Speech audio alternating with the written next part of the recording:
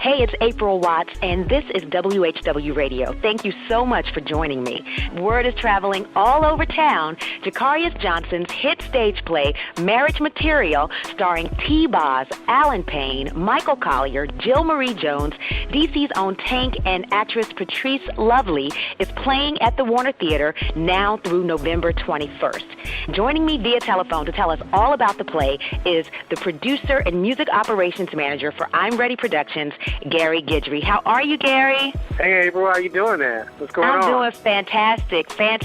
So excited about this play. When are you actually coming to D.C.? I'm in Houston now. I'll be there this weekend, and to celebrate with you guys, we're going to come in there this weekend. The show is playing all this week, but I'll be in there this weekend, and we're going to be out about town. We're going to be, having a good time at the shows, going out afterwards, and we have a good party on Sunday night planned. So, we're going to have fun in the city of D.C. as always. Of course, you and Jakarius have been here several times. How do you like D.C.?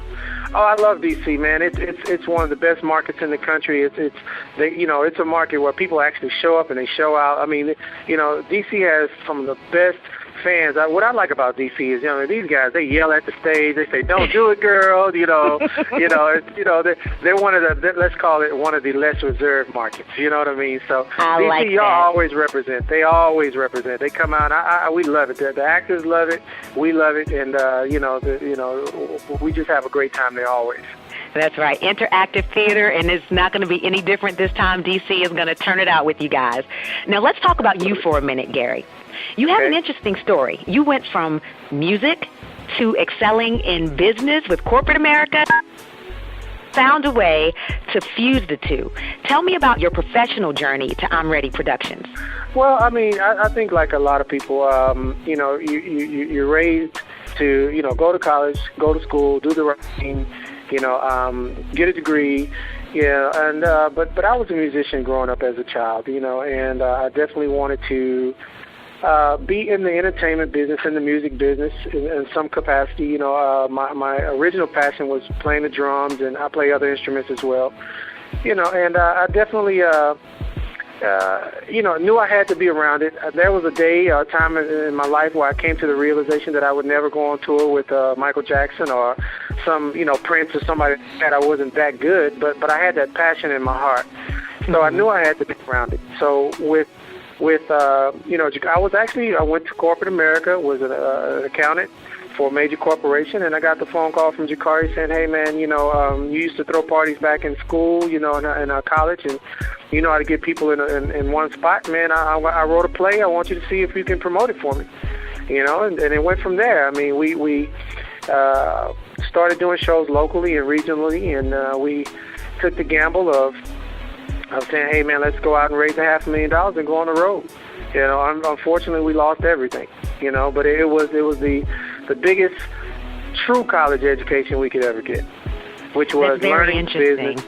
Yeah, it was learning the business in real time, in real space, of what not to do. So every mistake that a person can make, I think we made it on our first time out, but we didn't give up. We didn't have a choice but to get back out there and make it.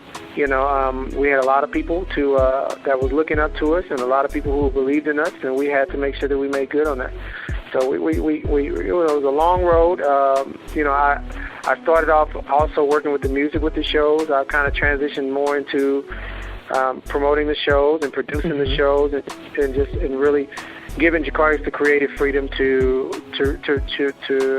focus on that, and I focus on the business. So that's what it has transitioned to over the years. But it has been a very rocky road, but a very rewarding road at the same time. Congratulations, first of all, for having the courage to jump out and follow your dreams. Do you know how many people go to work every single day? They have a job that they don't like because it's just a job, and they're not passionate about it, and they're really, really passionate about something else, but they're too afraid to just step out on that tightrope and take a risk. So congratulations to you and Jakarius for actually doing that. You've been doing it since 1995. Yeah. I wanted to interject one more thing. A lot of people stop at no. When we were trying to raise that first $500,000, I mean, we probably talked to 100 people, and the majority of them were no. Over 90-something% of the people was no. No, we don't invest in entertainment. No, that's too risky. No, we don't do that. No, I don't know about that. So we kept getting, no, you guys are crazy. Nobody's going to give you that kind of money. But we kept pushing, we kept pressing forward, and we didn't take no for an answer. I think a lot of people get discouraged too quickly in chasing their passion and their dream, because you're going to get a lot of no's. If you get easy yeses all the way, chances are, it seems like it doesn't work when you get real easy yeses, And plus, every great person has a story to tell. So you have to have some rocky roads to travel to have a story to tell to be great, right? Absolutely. Okay, what is your response to the criticism that African-American urban theater in the vein of Jacarius Johnson or Tyler Perry isn't, quote-unquote, real theater?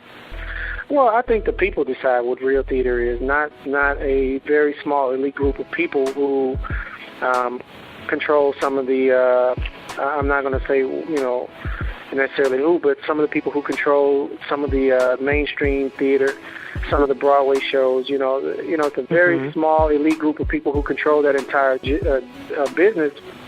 And you have an entire country out here who, a great deal of people will never go to New York City. They'll never leave their own neighborhoods, let alone their own city. And they are demanding something that critics don't often agree with sometimes. Sometimes critics can take their theater education and their film institute education, and they become critics and things of this nature. But at the end of the day, the regular people, the middle class people, the people who are out there working for America, entrepreneurs, the people that act, they tell us what real theater are. And they're coming out in droves to see our productions, out of their productions. And, we love what we do. We're passionate about what we do, and respect it. And that's what we care about, not what the critics say. Fan appreciation, that's much more important to us. I like it all, from Shakespeare to Jacarius Johnson and Tyler Perry, and I believe that there is room for it all. And it's nice to go and see a play that you can actually laugh and you can stand up and you can clap and you can interact with the actors on stage. I think it is a beautiful business move to create our own theater, because it's creating work for black actors that necessarily can't get that many jobs in Hollywood or aren't getting that many roles on Broadway. Absolutely. I mean, we got some of our most elite actors out there that you see them with a movie in the theater, or you see them with movies that are on television and cable, and these movies are repeating and playing over and over again, and you think these actors are working year-round, around the clock, and they may have only worked 5 weeks out of a whole year. But because we see their products in rotation so much, we think that they're everywhere. We see them on award shows presenting awards and things of that nature. We think that they're constantly working, but so many of them are not. And, this platform gives them a forum to, express their art in front of their true fans, where they can interact and be in the presence of their true fans and earn a paycheck, as well as, they make money, the audience is entertained, and they get to express themselves in the course of doing what they love to do, which is acting. So the genre has created a way where there was no way. But I think us folks of color, we've done this since we've been here. Definitely. Let's talk more about the play. Jacarius is known for his entertaining stage plays that address some controversial and sensitive topics. Now, some of his plays are called Cheaters, The Maintenance Man, Men, Money, and Gold Diggers, and this play seems like it's going to be pretty interesting with a name like Marriage Material. So tell me what the story is about. Well, the story is about a woman who has been hurt by past relationships, and because of that hurt emotionally, and she has shut down on men, but she's met a good man, and he is pursuing her, and she must overcome her fears, because at the present moment she is not marriage material. She don't want to be marriage material, but yet she does want a relationship, but she doesn't want to be married. And so this is a story of a guy who is trying to overcome the baggage of the previous guy. And Jim Marie Jones plays that character who has been hurt by a former love. and Alan Payne plays the new boyfriend.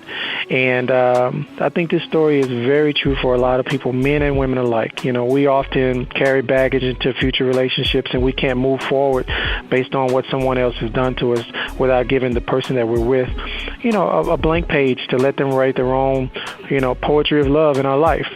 But we tend to scribble all over that poetry with the person who did something to us before. This is true.